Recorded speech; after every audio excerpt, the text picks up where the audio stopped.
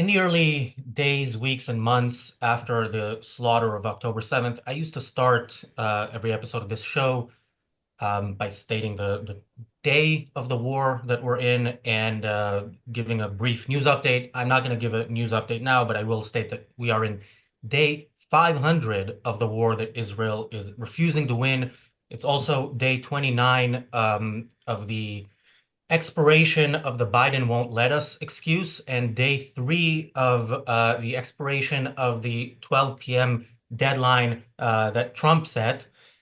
But Israel still refuses to win. And you hear in Israeli politics some people who say things similar to what we say on this channel, that Israel should win. But almost all of the prominent figures in Israeli politics who say that are a part of the government or at least a coalition. One exception to that rule is my guest today, Moshe Feiglin, the founder and chairman of Zehut, the Zehut political party, former member of the Knesset from Likud, and many more accolades, but we only have 25 minutes, so we're not going to go through all of them. Moshe, welcome to the show. Thank you for joining us. Hello, Razi.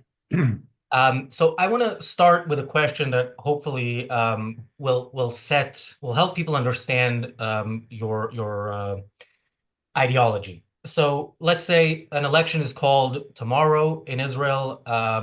There's an election in 3 months. You do very well, and it turns out you win. You do something that nobody's ever done in Israeli politics and win 61 seats, or let's say 60 something to give you a bit of a margin.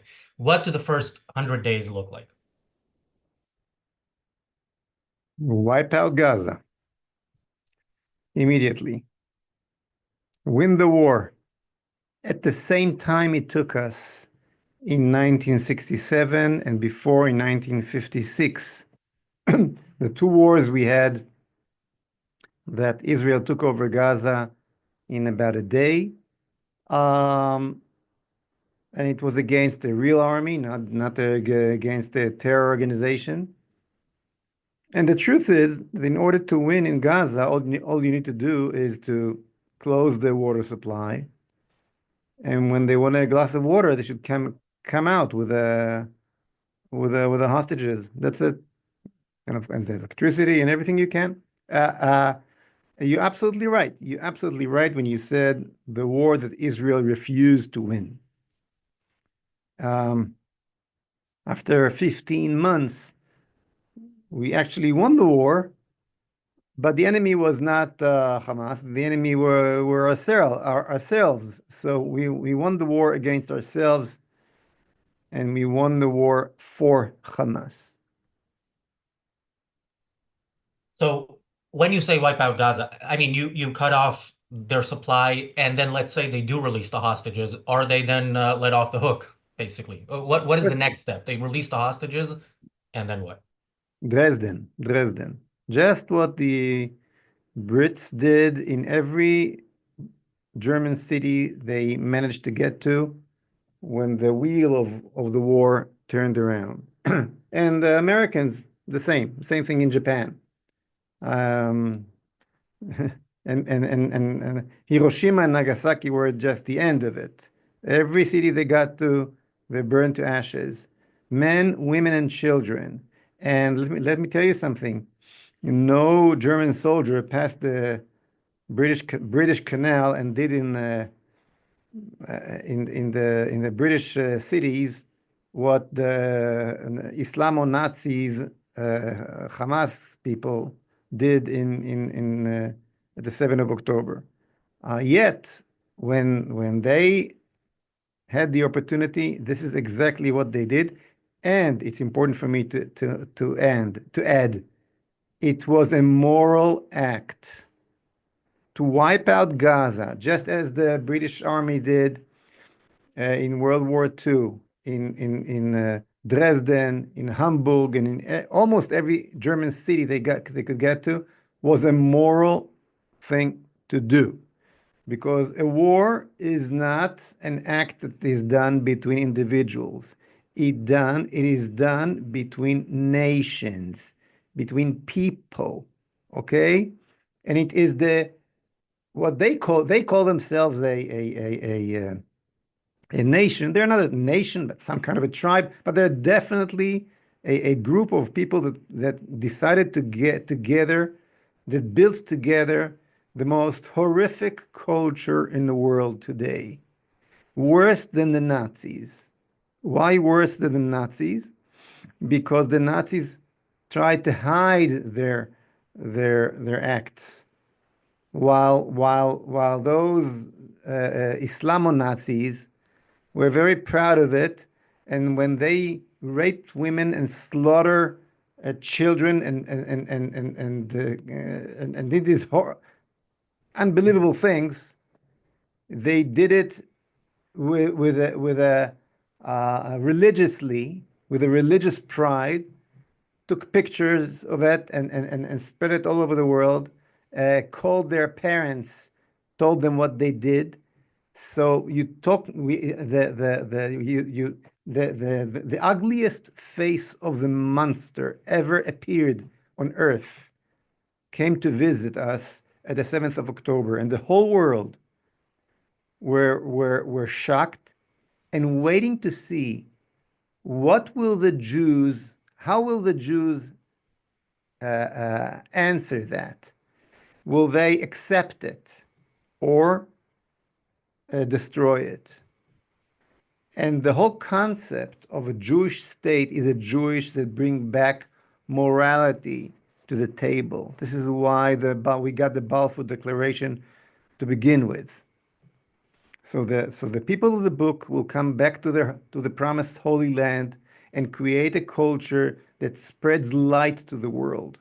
And when we show that we can live with this darkness, there's no need for us anymore on earth for a Jewish state. And that's when amazing anti-Semitism rises again. And I said from the very beginning that this is what's going to happen. This anti-Semitism, this wave of anti-Semitism all over the world, if we are not going to do in Gaza what the British people did in Dresden. Unfortunately, Israel chose the opposite direction.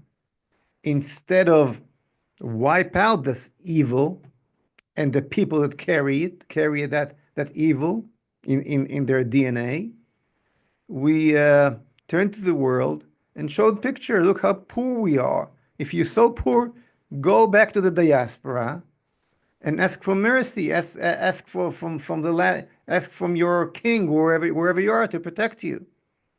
We don't need a Jewish state. We proved in the last 15 months that there's no need for a Jewish state on the globe. So we got this wave of anti-Semitism, and now we have to fix it. So the bottom line is, this is what we have to do immediately, with no connection to Trump or anybody else. Wipe out Gaza, take over Gaza, wipe out Gaza, send whoever wants to go to his merry way. Those who will stay will die, and make the whole Gaza Strip, what it should have been done long time ago, a part of the state of Israel. All right, I agree with much of what you think should be done. Completely disagree on the point of of the Jewish state, or the idea of the people of the book coming back, and that's what kind of scares me. And I want to get to that in a few minutes, but I do want to ask you about Let's Trump's. talk Yeah, about it. If you yeah, disagree, it's going to be interesting. we will talk about it, but I first want to talk about Trump's plan, because Trump's plan is, as I've said on this channel, I've said this is, if we look at every president in the last few decades, they all had a peace plan for the Middle East. They were all going to bring peace to the Middle East, and they all made it worse. And as presidential peace plans go, this is by far the best thing we've ever heard. But it does end with the US taking over Gaza and not Israel. Look, the most important thing, two important things, one good and one bad, happened with this plan. Okay, and unfortunately, it's going to be the only things that will happen with this plan. The first one is that the concept of transfer, okay, immigrate them, okay, become a concept that the people talk about. You're allowed to talk about it. It become a one of the tools you have on your toolbox, and you understand that it's about time we'll use it. Okay. By the way, after World War II, more than 50 million immigrants were running around Europe, mostly in Europe, and all find themselves somewhere a solution. About 5-6 million Germans were transferred back from Czechoslovakia to mid Germany, for example. I mean, refugees went back and forth all over Europe, tens of millions, and everybody find their solution at the end. Also, many of them were Jews. And by the way, during the 50s, another 500,000 or 600,000 Jews were expelled from their homes from the Arab countries and found their place in the state of Israel. However, there's only one segment, only one group of people that still talks about their Nakba and the fact, and still call refugees and have a special UN department called UNRWA that gives them all the legitimacy to this joke and lie. Okay, that the grandchildren of those refugees from World War II or great grandchildren are still called refugees. Who are they? It's those who call themselves Palestinian. There is no Palestinian nation, by the way, but so when I'm saying the word Palestinian, it's a fake nation and a fake language, but just to make sure we know what we're talking about. So these Arabs who lived in the land of Israel and started the war, they started the war. Again, the Jews who lived with them at the same piece of land started a war in order to finish openly, loudly. They said it. What Hitler did not finish in Europe, to finish it in what was called Palestine at the time, okay, and lost the war. And because they lost the war, some of them, not all of them, some of them had to leave their villages between the Jews. Well, this is the most horrific crime, and they have to go back, and from the river to the sea it should be Judenrein. And the whole world is cheering to this wonderful moral, quote unquote, solution. Well, here comes Trump and says, excuse me, the same solution that worked beautifully to these 50 million refugees after World War II should work for these people in Gaza that only bring more and more bloodshed and wars and misery to the whole region. So that's a very good thing. A very good thing that Trump did and brought to the picture. But the bad thing that appeared is that Israel don't want it, or at least the Israeli government doesn't want it. Now, when you're asking yourself why, this is amazing. Why Israel? I mean, the Israeli government is letting right now tens of thousands of caravans go into the Gaza Strip, showing by acts, not by talking, exactly the opposite direction. If you're sending them homes, you're not telling them you should go. You're telling them you should stay, right? And if so, Israel with its acts doing exactly the opposite of what Trump good solution talks about. So the question is why? The question is really what's going on here. You can tear your hair about what's going on here. I think there are two levels here to the answer. One is the political level, and one is the spiritual level. The political level is that Netanyahu is caught with cross interests with all kind of progressive and ultra progressive forces that runs the show behind the scenes in the last 30 years in Israel and abroad. If you want, I can get into it, but the Israeli courts, the Israeli media, the Israeli army. The Israeli army runs by commanders that are totally obey those progressive ideas. The concept of conquer land is against the rules of the army, the written rules of the Israeli army.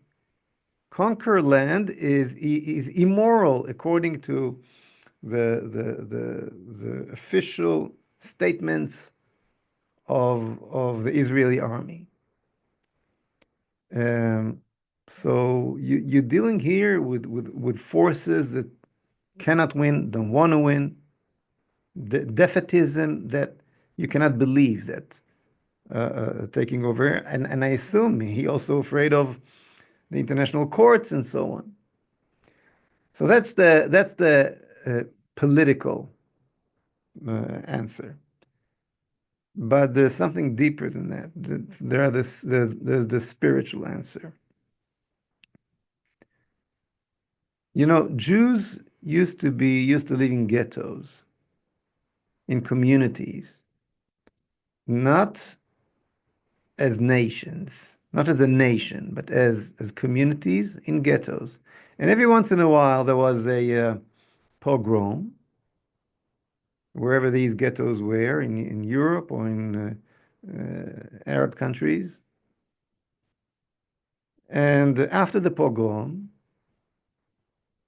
they lick their wounds and negotiate to get back their hostages. That's how we lived for 2,000 years in the diaspora. When we came back home to our promised land, to the land of Israel that we were exiled from 2,000 years ago, when our temple were destroyed, we had to build our nationality again, and we tried to build our nationality based on different assumptions that we used to have for 3,000 years since we went out of Egypt. Okay, what do I mean by that? We tried to create a nation like all the nations. We tried to be normal. We tried to have a civilian nation. Now, that civilian nation that we created in 1948, a nation where Arab can be Israeli and Jew can be Israeli just the same, just as it is in every other democracy in a modern state in the modern time, right? So we tried to be the same. But what can we do? And Judaism is not just a nationalism. Judaism is also a religion. Judaism combined nationality and religion, a physics and metaphysics at the same time. And because of that, when we tried to create a nationalism that is only based on physics, not metaphysics, okay, if I may say that, nationalism like any other nation, it could work only when there was a threat to our life. Our Zionism was a Zionism of survival. I'm always saying that our temple was Yad Vashem. Every VIP that comes to Israel, first thing we taking him to Yad Vashem. Look what happened when the Jews don't have a state of their own. Now come the biggest victory in 1967. And we are not the weak side anymore. We won the war against all the nations around us. Now we are the strong guy. Now we need to have meaning. Now we need to have a positive reason to our existence, not just the new colonialists of the Middle East or the last colonialists in the world. What is the positive reason we came back to our land? And you cannot give an answer to that question from, I would say, the old metrics. Well, Okay. yeah, Now, just to yeah. summarize it, I'm going a little bit deep. I'm sorry, but what happened after the 6 Day War during the 70s is that because we did not connect as a nation to our old concept of nationalism, the classic concept of nationalism that we had before, nationalism that combine a spiritual part and not just physical connection to your land, spiritual connection. We lost our nationality in our mindset. We had leaders today that are leaders of a community, leaders of a ghetto, very technological ghetto, a ghetto with a big army, but still a ghetto. And when you're a leader of a ghetto, you don't think in terms of winning a war. Just somehow go back to the position you were before, just like we did in the diaspora.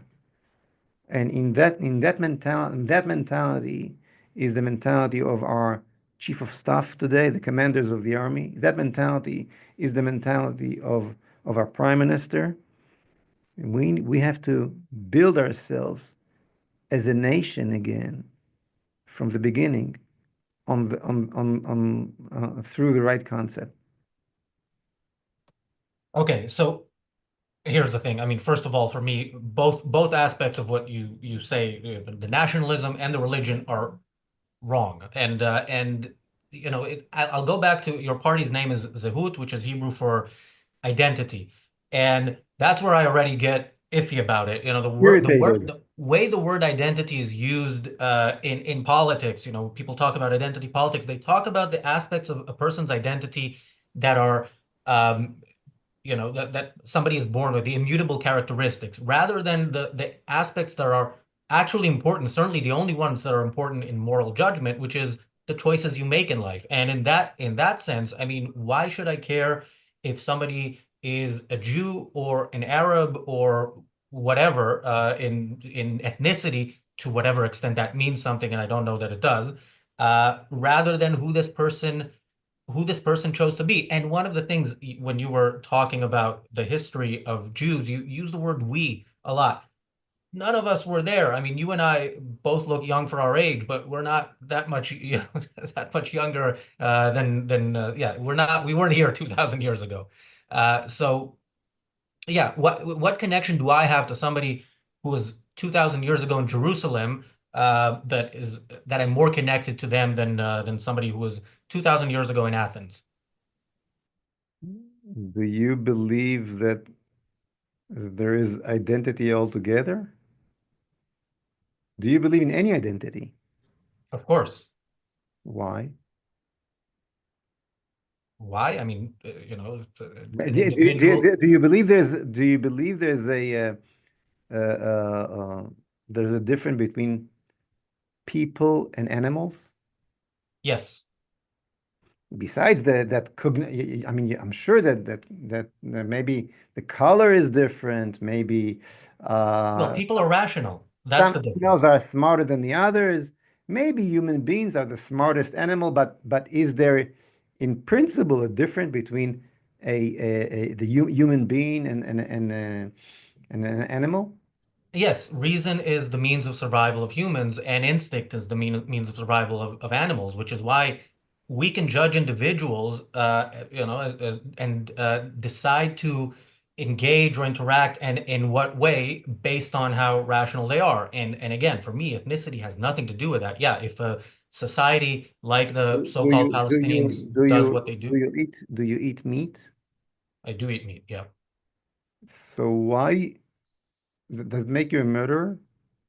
No, because animals are in a different category. They're not rational animals. They're means of Why they, survival. Is what put them in the, I didn't understand. What put them in a different category? Just the fact that that they're not smart as you?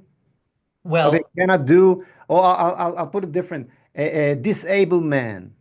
What can we do? He was born disabled. And are we allowed to kill him as we killed a cow? no, he still has a volitional consciousness. I mean, And he's still able. and if he's not, If he's not, then no, you can't if kill him, but he is in a different category of if he's human. not smarter than a chimpanzee, are we allowed to kill him? No, but Why not? he is in a different category in that sense. This is not an independent person, but it But is still a I human. can prove to you that his IQ is not any better than it is than a zebra.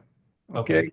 Are you allowed to kill him? No, it's still a human being. If it is a human being, then it is in a Why? separate category. Because but why? Because his color is different. Because he walks on 2 feet instead of four. What's the difference? No, because he is a rational animal in the sense that he is in the He's not. I'm category telling you, of. he's not rational. He's a meshugane. Come on, you're Jewish. You know what the word meshugane means, right? He's a meshugane.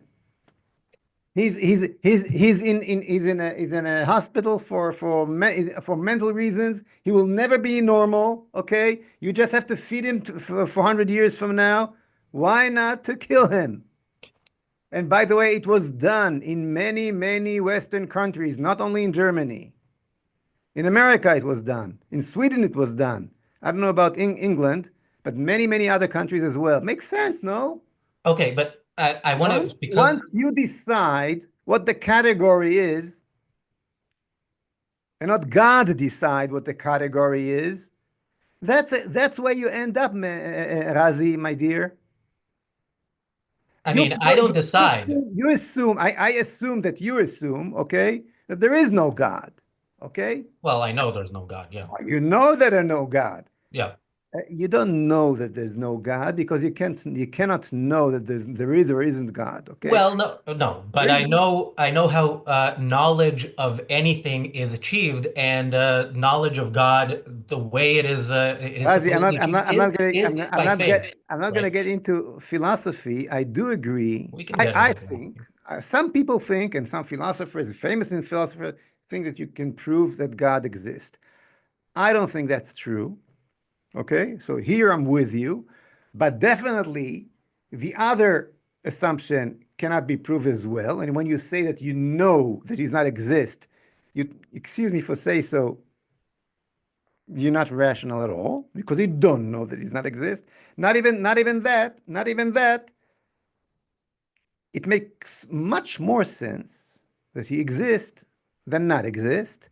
And to believe that that the universe created itself, you need to be a huge believer, bigger than me. So your religion already is atheism. And it's a crazy religion that makes no sense. But forget about that question. Let's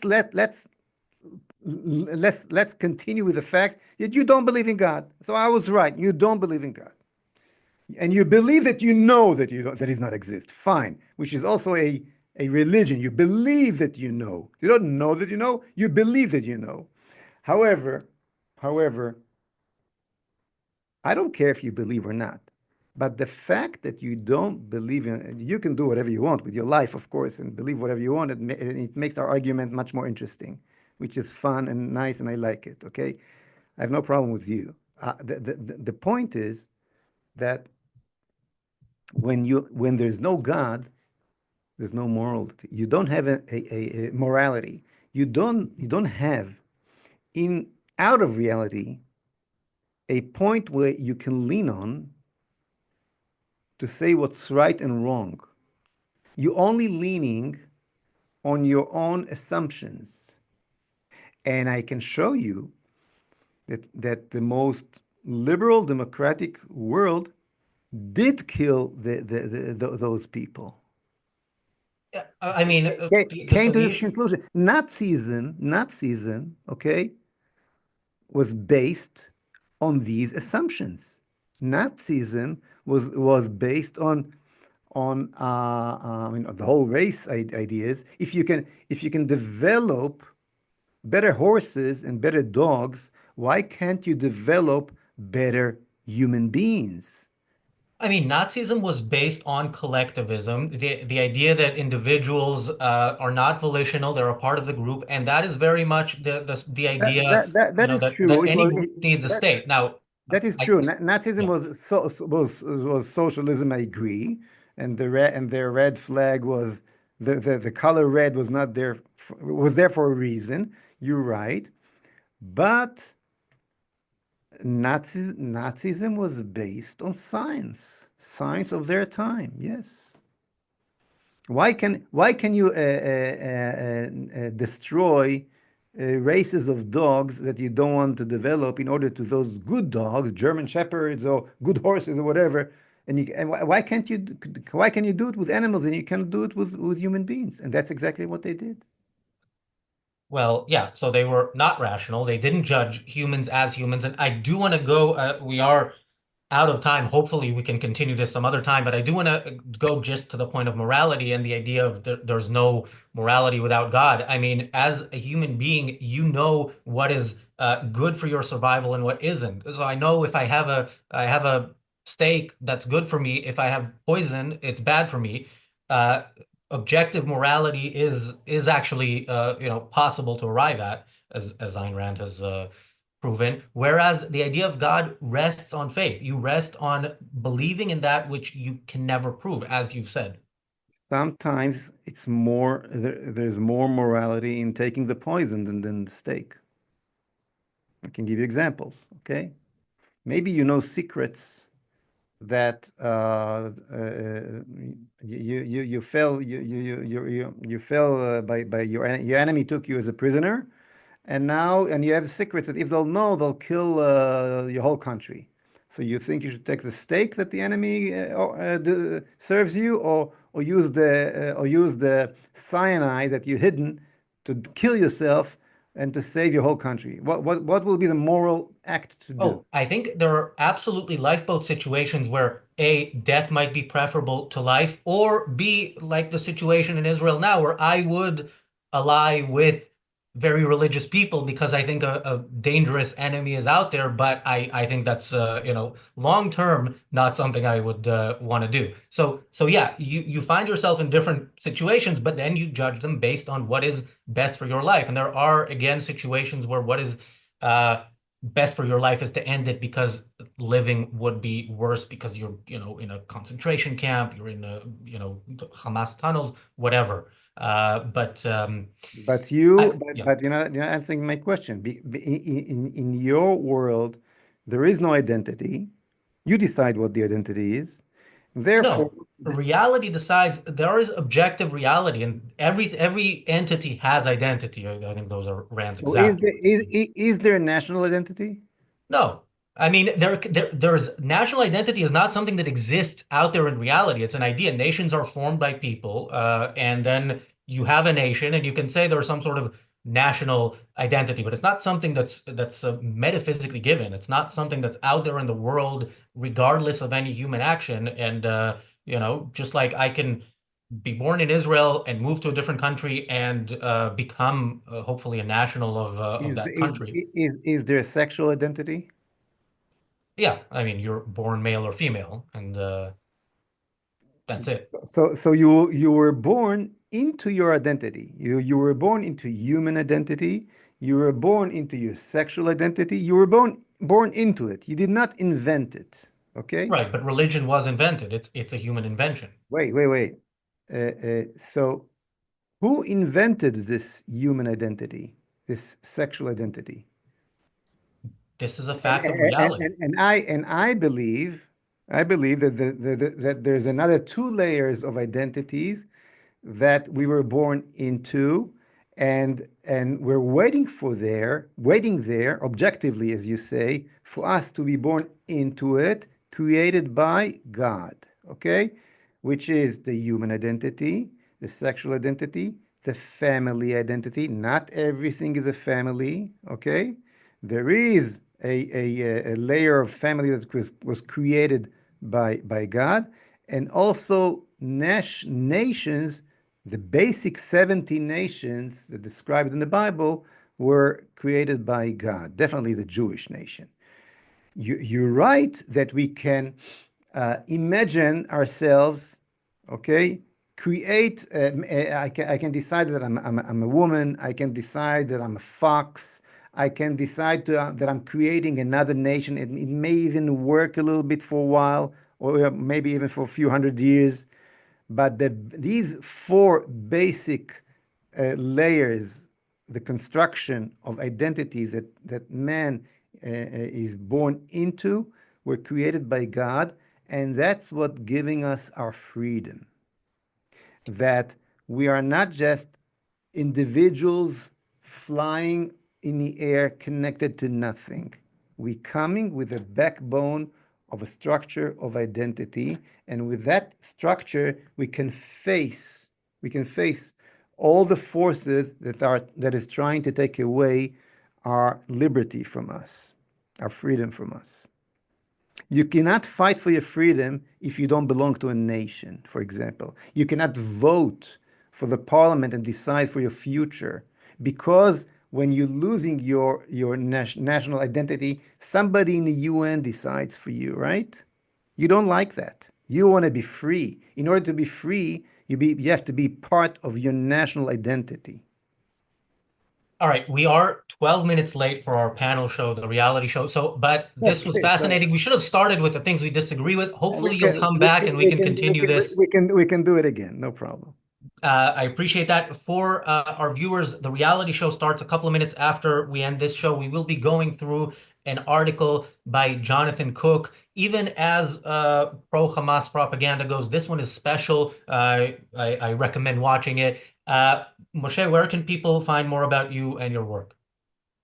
People should get into my website, Israel Tomorrow. That's my personal website, or into my political party website. The name is Zehut. Identity is Zehut, Zehut, Zehut Party in Israel, and there's a lot yet to learn.